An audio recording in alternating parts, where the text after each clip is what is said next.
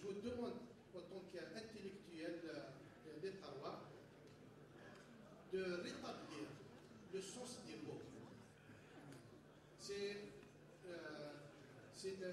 l'objectif principal des intellectuels, c'est de rétablir le sens des mots. Est-ce qu'il y a réellement des élections? On peut parler d'élections, ou bien on va parler d'autres choses comme répartition des quotas. À ce moment-là, on va engager un débat. Est-ce que nous voulons, est-ce que nous accepterons la répartition ou non? Parce que vous avez parlé sur un deuxième volet sur la crédibilité. Ça ne suffit pas de défendre la crédibilité de l'association ou bien de la Ligue ou d'un parti politique. Pour nous, c'est très cher. En tant que militant politique, c'est très cher de défendre la crédibilité. Et quand on s'en passe une citation qui a été dite par elle a été dite au colloque de Oujda, donc au rassemblement pour la culture.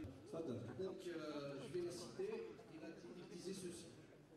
Je voyais dans toutes les matières qu'on apprenait qu'il était question de tout le monde sauf de nous. Donc je pense avec un pouvoir qui a dénié l'identité d'un Algérien. Moi, jusqu'à présent, je ne me sens pas vraiment dans ma peau. Je suis un citoyen algérien qui a été dénié de sa langue, de sa culture, de son identité.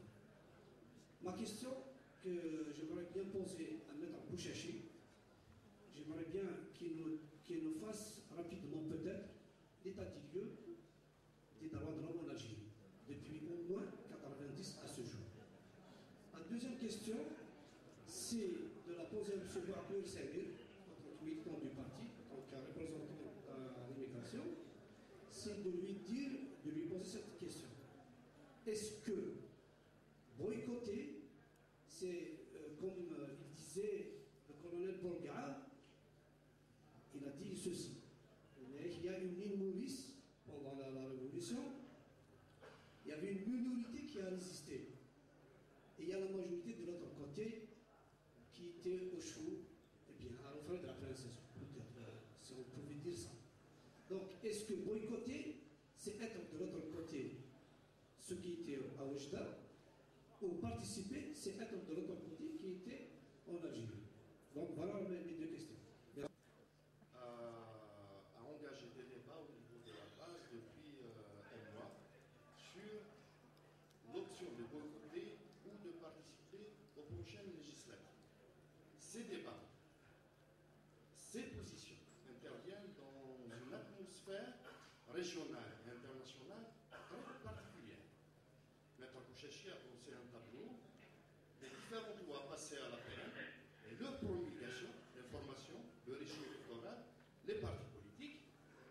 Il y a quand même, au niveau des juristes, au niveau des militants, une certitude.